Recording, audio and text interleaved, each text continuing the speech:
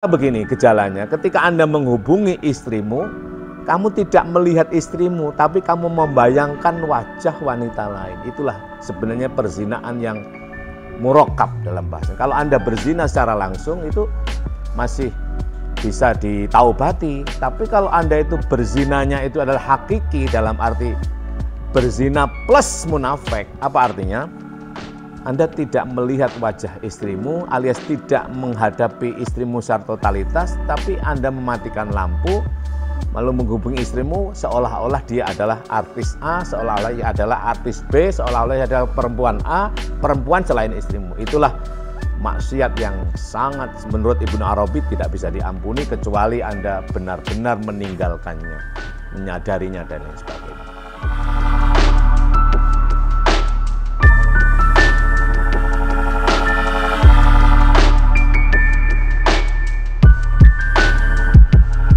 Assalamualaikum warahmatullahi wabarakatuh.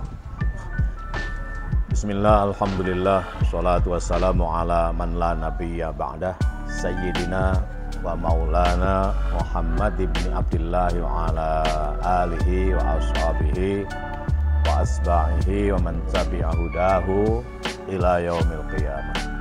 Amma ba'du.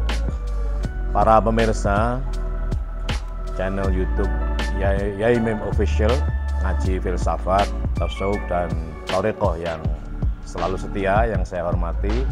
Semoga selalu dalam kebahagiaan, selalu dalam happy and happy, dalam kesejahteraan dan keselamatan, serta terhindar dari berbagai bencana.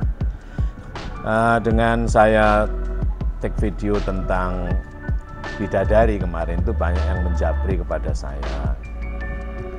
Ya, terus bagaimana dengan apa itu? Kan saya mengatakan bahwa apakah Anda sudah berjumpa dengan bidadari Anda itu di dunia ini? Maka dikembalikan kepada diri Anda masing-masing, yaitu jika Anda hanya bisa, mohon maaf, bisa begini untuk istrimu, artinya Anda berjumpa dengan bidadarimu di surga nanti. Itulah orangnya. Tentu bidadari itu bukan orang, dia adalah rasa, yaitu rasa rahmah, bersifat rohaniyah, tidak berjenis kelamin. Tapi dia ada di dalam, ketika di dunia ini ditaruh oleh Allah dalam jasad berjenis kelamin perempuan, dan juga bila bidadara berjenis kelamin laki-laki. Jadi sekali lagi, apakah istri atau pasangan Anda adalah bidadarimu di surga? Kembali pada dirimu. Apakah Anda hanya tertarik alias hanya bisa begini untuk istrimu? Jika tidak, artinya kepada istrimu bisa, kepada orang yang bisa, dia bukan bidadarimu. Kamu akan berpisah di akhirat nanti, dan tidak masalah, itu Allah yang ngatur, nggak usah bingung. Gitu. Nah, keterangan semacam ini bisa dilacak dalam Islamuna fi Asrina al-Mu'asir, gitu, karya Syekh Dr. Mahmud Abdul Razak Al-Maghribi Al-Askandari. Ya, kemudian juga bisa dilacak dalam berbagai buku tasawuf, ya, misal karya, saya sering mengutip karya Ibnu Arabi Asy-Syaikh Al-Kabir ini, Syekh Muhyiddin Ibnu Arabi dalam Futuhat Al-Makkiyah. Artinya menggunakan pendekatan metafora simbolik atau kinayah dan ramziyah. Baik para pemirsa yang saya cintai, nah lalu pertanyaannya adalah bagaimana kita agar supaya menemukan, ternyata bagaimana, ini misalnya satu kasus, saya ini sudah punya istri, tapi saya ini masih tertarik pada perempuan lain, artinya bahkan syahwat saya, mohon maaf ya, syahwat saya itu justru kepada orang lain. Ini gimana ini? Nah, itu kan menjadi satu problem. Ya, kalau begitu adanya Anda beristighfar dan tidak perlu menolak. Apakah itu salah? Mari kita tanya pada diri kita masing-masing. Pada saat awal mula kita ingin mendapatkan atau ingin merebut dia sebagai pasangan kita, atau ingin menjadikan dia pasangan kita, bagaimana Anda, motivasi Anda? Istighfar dalam bahasa agamanya adalah istikharahmu seperti apa? apakah Anda benar-benar sudah melakukan istikharah, yaitu melakukan sholat untuk memilih berbagai macam ya cara istikharah untuk menentukan pasangan dan juga menentukan pekerjaan. Itu banyak caranya. Mari kita tanyakan pada diri kita masing-masing. Saat itu apakah Anda hanya ingin bersyahwat atau Anda ingin apalah, berebut dan lain sebagainya. Coba tanyakan, Anda manut kiaimu, manut ustadzmu, manut nuranimu atau syahwatmu. Maka kalau Anda tidak manut nuranimu, tidak mengikuti hasil istikharah kiaimu, dipastikan itu yang kamu dapatkan adalah sesuatu yang bukan diperuntukkan untuk kamu sebenarnya di akhirat nanti. Buktinya, kamu masih tertarik dan bahkan lebih, mohon maaf, lebih begini daripada istrimu. Lebih begini terhadap orang lain, terhadap wanita lain daripada istrimu. Lebih tertarik pada istri tetanggamu, lebih tertarik pada artis, bahkan bisa jadi loh ya, bisa jadi mohon maaf. Ketika maka begini gejalanya, ketika Anda menghubungi istrimu, kamu tidak melihat istrimu, tapi kamu membayangkan wajah wanita lain. Itulah sebenarnya perzinaan yang murakkab dalam bahasa. Kalau Anda berzina secara langsung itu masih bisa ditaubati, tapi kalau Anda itu berzinanya itu adalah hakiki dalam arti berzina plus munafik, apa artinya? Anda tidak melihat wajah istrimu alias tidak menghadapi istrimu secara totalitas, tapi Anda mematikan lampu lalu menghubungi istrimu seolah-olah dia adalah artis A, seolah-olah dia adalah artis B, seolah-olah dia adalah perempuan A, perempuan selain istrimu. Itulah maksiat yang sangat menurut Ibnu Arabi tidak bisa diampuni kecuali Anda benar-benar meninggalkannya, menyadarinya dan lain sebagainya. Oleh karena itulah Nabi dalam hadisnya yang sangat terkenal itu memberikan satu kriteria wanita yang boleh dinikahi, yaitu tungkahul mar'atu li arba'in. Jadi tungkah ini dinikahi ya. Jadi yang dinikahi itu wanita. Laki-laki dinikahkan. Siapa yang menikahkan? Walinya atau wanita itu sendiri. Jika wanita itu statusnya masih perawan, maka orang tuanya atau walinya yang berhak. Tapi jika wanita itu adalah rondo ya, maka dia berhak untuk menikahkan dirinya. Dia lebih berhak pada dirinya daripada walinya. Ini ada hadisnya begitu. Al-bikru tusta'maru, al-ayyimu ahaqqu min waliyiha, wal bikru tusta'maru, wa idnuha sukutuha. Jadi rondo atau janda itu dia lebih berhak pada dirinya daripada walinya. Artinya apa? Seorang janda itu bisa menikahkan dirinya dengan laki-laki yang ia sukai. Misalnya syihatnya begini, tolong nikahi aku dengan mahar sekian, disaksikan 2 orang udah cukup. Nah, sedangkan perawan ini harus walinya. Diajak musyawarah bagaimana kalau saya nikahkan mendapatkan Anda dinikahi oleh laki-laki bernama ini, tusta'maru. Diajak bicara, diajak musyawarah. Kalau si perawan ini diam berarti menerima, atau tidak diam tapi mengatakan apa adanya. Jadi sekali lagi, rondo atau janda itu bisa menikahkan dirinya. Maka Anda sebagai adik atau kakak atau paman jangan sok, ya. Anda harus tahu posisinya. Janda itu bisa menikah. Al-ayyimu ahaqqu min waliha.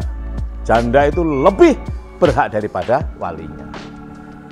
Dia bisa menikahkan dirinya, ya toh. Dia bisa menentukan hidupnya sendiri. Tidak harus ditentukan, tidak harus dibiayai, tidak harus oleh kakaknya, adiknya, pamannya, dan lain sebagainya. Atau bahkan bapaknya sendiri. Baik, maka Nabi memberikan kriteria atau rambu-rambu bagaimana wanita yang bisa dinikahi, layak dinikahi. Maka tungkah ya ini, tungkah, kaf, ta, non, kaf, ha. Ini agak sulit. Kaf bertemu dengan ha ini tungkahu. Kalau nggak bisa tuhahu aja, maka ya toh. Tungkahul mar'atu li arba'in. wanita yang layak dinikahi itu dengan 4 kriteria. Yang pertama adalah 5 liha. Yang pertama karena ekonominya. Artinya apa? Dia itu bukan orang gembel gitu loh. Alias berpotensi untuk bisa menjadi kaya. 5 liha. Kan tidak ada perawan itu atau perempuan itu kaya misalnya. Artinya dia berpotensi bisa memelihara harta suaminya. Bisa memanage harta. Karena wanita pada akhirnya kan memanage harta suami. Jadi bukan kok dia sugih itu enggak.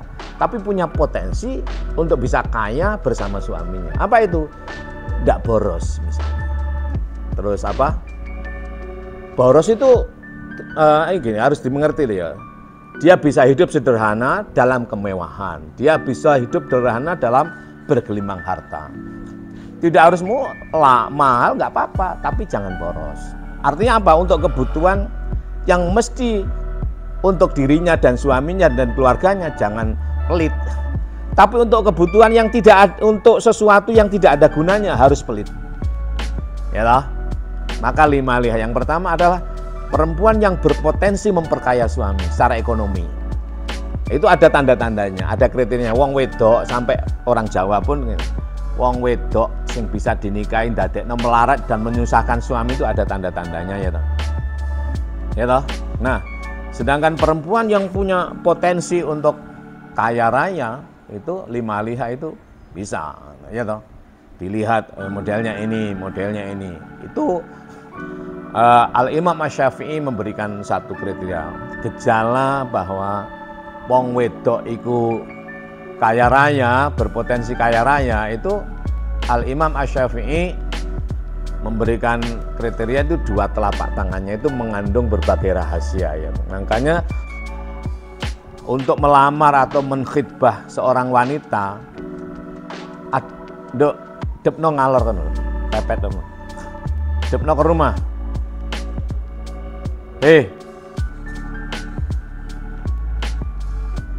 Motormu menghadap ke rumah saya.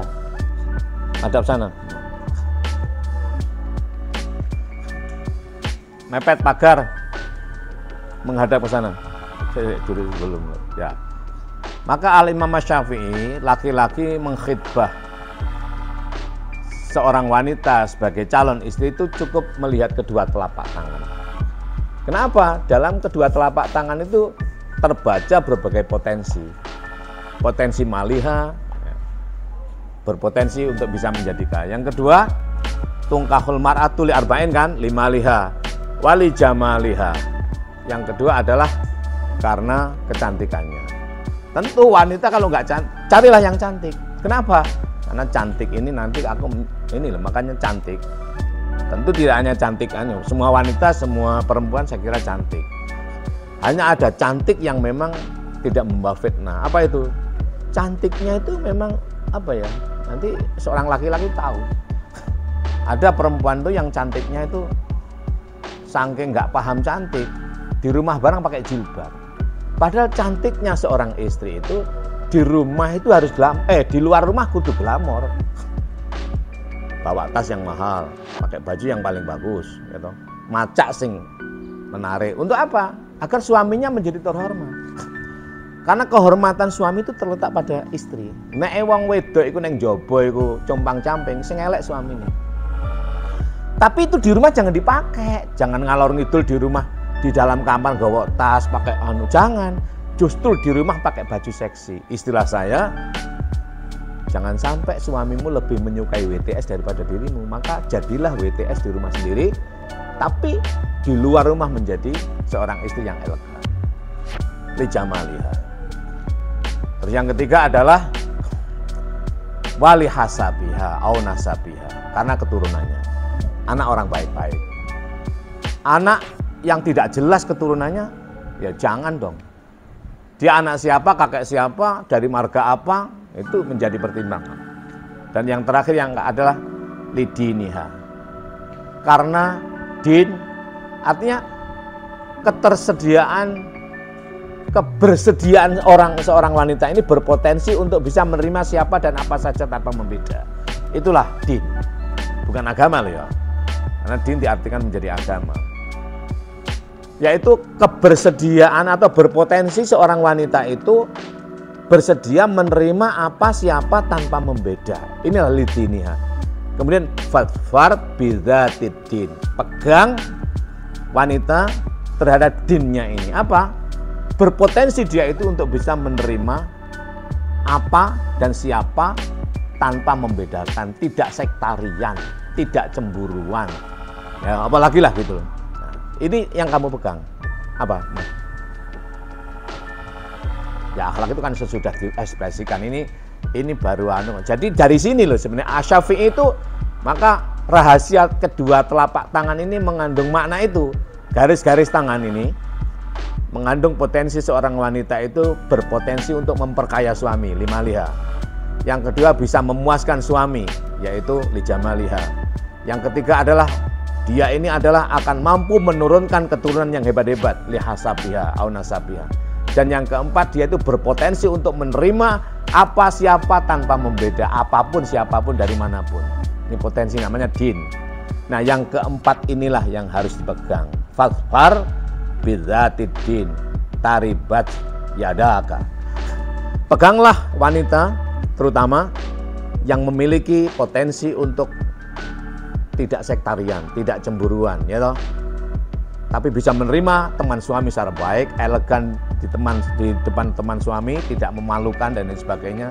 Ini kan ada orang itu ngambekan, nek dipertemukan orang lain cemburu, geger dan lain sebagainya. Ini bukan din namanya. Din kemudian diartikan agama, tapi sebenarnya kebersediaan seseorang untuk bisa menerima apa siapa tanpa membeda. Inilah agama. Nah, wanita inilah yang menjadi pilihan. Nah, bagaimana caranya? Ini kriteria apa namanya? Fisikal. Ada sifatnya setelah fisikal ini jelas baru di istikharah ya toh. Apa istikharah itu? Minta petunjuk Allah yang terbaik. Oleh karena itulah maka wahai para suami, Anda yang sudah nikah, coba dicek lagi. Bagaimana istikharahmu dulu? Emosional atau karena apa? Artinya apa? Bila Anda sudah punya istri dan ternyata Anda masih tertarik dan bahkan, mohon maaf ya, bahasaan itu bersyahwat pada wanita lain, istikharahmu keliru. Alias wanitamu yang kamu jadikan istri itu bukan bidadarimu di surga. Tandanya bahwa kalau suami itu betul-betul mendapatkan bidadarinya yang di surga, Anda tidak bisa begini dengan wanita selain istrimu. Bahkan apa ya? Begini itu maksudnya ngaj, ya ngaj ya, Mbak, ya bersyahwat lah, ojo eneng gak enak.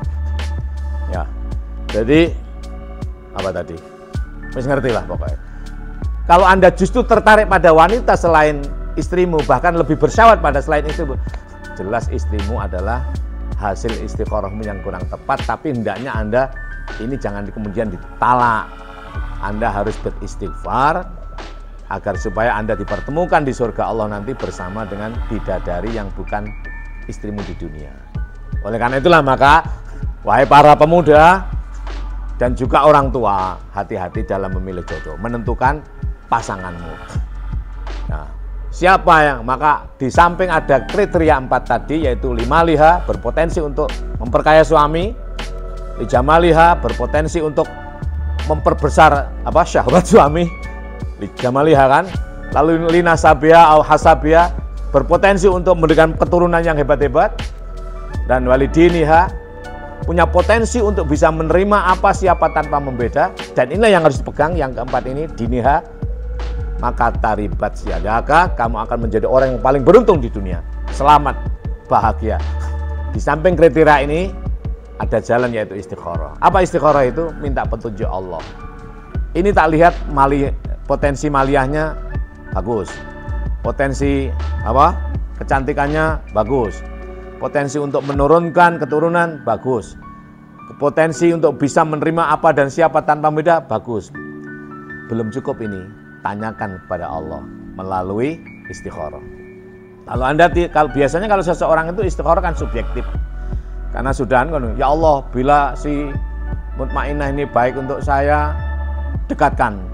Jika kurang baik, tolong baikkan lah. Itu memaksa namanya, istikharah memaksa. Jadi Oleh karena kita itu sering subjektif, maka biasanya minta tolong pada ahlinya, ibu kandung kita, bapak kandung kita, atau guru kita. Agar supaya apa? Agar supaya mengistikharoi si wanita yang kita kadang-kadang menjadi pendamping kita itu. Setelah kita lihat secara fisik kita di limaliha, wali jamaliha, wali hasabiha, au nasabiha, wali dinia, kita lihat, oh ya bagus dia, ayu, cantik, ya toh. Bokongnya bahenol misalnya, kulitnya putih, segala macam lah pokoknya. Terus dadanya montok misalnya, itu kan kriteria camaliha toh. Terus kriteria sugih itu apa? Ya dia pandai memanage uang, misalnya itu ya, nggak pelit. Kalau untuk kebutuhan dia itu, jadi artinya wanita ini punya potensi untuk memberikan keturunan yang baik. Lihasabiha au nasabiha. Potensi dia itu bisa menerima apa siapa tanpa membeda, sehingga nggak bikin malu suami, elegan di depan teman-teman suami, bisa bergaul dengan baik, bisa menutup diri, tapi tidak sektarian. Tapi di rumah ojo di rumah pakai jilbab, kalau di rumah itu pakai celana pendek gitu loh, biar suaminya itu lah. Ini kan kriteria zahir. Maka setelah itu ada batin yang sifatnya istikharah. Nah, karena kita sering subjektif, lalu minta tolong pada ahlinya, orang tua kita, ibu kandung kita, bapak kita, ya, siapa yang kita anggap sepuh, yang masih objektif, guru kita, ya. Dan konsekuensinya, kalau hasil istikharah, Anda harus mengikuti. Ya. Misalnya bapakmu mengatakan ini nggak apik, ya udah ikuti, nggak apik, nggak jadi gitu loh. Jangan ini nggak apik le, ya apa supaya apik lah, itu namanya nafsu. Lah nanti kamu akan berdampak. Walaupun kamu sudah punya istri, kamu masih bersyahwat pada tetanggamu, kamu masih bersyahwat pada teman-temanmu. Syahwatnya justru lebih bersyahwat pada orang lain, gara-gara kamu tidak mengikuti istikharah. Barangkali begitu ya. Maka di samping secara zahir yang 4 tadi, limaliha, lijamaliha, wali hasabiha, wali diniha, ada jalan yaitu istikharah. Secara zahir dilihat 4 kriteria itu, berikutnya adalah istikharah, yaitu minta petunjuk Allah. Secara zahir sudah oke, nilainya A semuanya. Ternyata hasil istikharahnya nggak baik, tinggalkan. Ya toh? Secara zahir nilainya B misalnya, B. Tapi istikharahnya baik, pertimbangkan untuk dilakukan. Saya kira kalau istikharah, kalau secara zahir C ya ojo wis, jelas C kok ya jangan, nggak usah istikharah.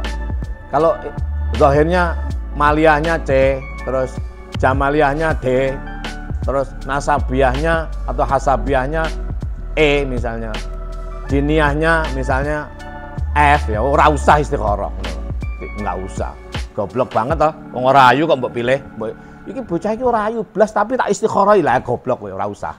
Nah ya, aku nggak tertarik blas tapi mau tak istikharah barangkali lah. Nanti kalau apik kamu ngelakoni loh, ya toh. Nah itu, maka dilihat secara zahir dulu. Ya toh, berpotensi menjadi kaya, pandai manajemen, ya toh. Nggak gitu tadi kriterianya. Lalu cantik, ya toh. Jelas cantik. Kan ono kriteria cantik ya apa sih cantik itu? Nah, yang iso ya toh, lihat.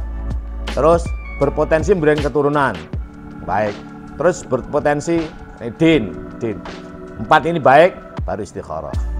Lelek wis 1 pertama, waduh iki arek iki gak nek dicekel bakal bikin melarat, ya ora usah istikharah ya. Waduh, iki sakjane tapi gak ayu blas ya. Nah, ora usah lah lapo. Istikharah itu berkonsekuensi untuk menjalankan. Kalau sudah istikharah itu baik semuanya, kalau apa secara zahir baik, istikharah ternyata nggak baik, tinggalkan. Istikharah secara zahir baik, istikharahnya baik, wah itu baru lakukan.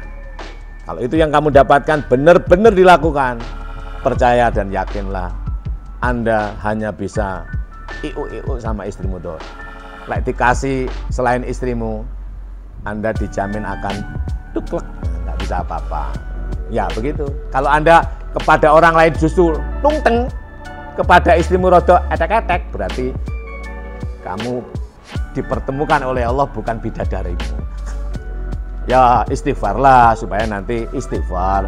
Ya salah saya dulu, ya ini gimana udah beranak pinak, udah kaya raya, nggak apa-apa lah. Istighfar, lalu minta ampun sama Allah semoga nanti dipertemukan bidadarimu yang di surga. Barangkali bidadari dari Allah untuk dirimu belum diturunkan, ditahan oleh Allah gara-gara kamu dipimpin oleh nafsumu, bukan oleh iman dan ilmu, nikmat serta takwamu. Saya kira begitu ya. Terima kasih atas perhatiannya dan ikuti terus channel YouTube Yaimim Official, ngaji filsafat, tasawuf dan thariqah pada video-video berikutnya. Terima kasih. Wa'alaikum minkum wallahul muwaffiq ila aqwamit thoriq. Assalamualaikum warahmatullahi wabarakatuh.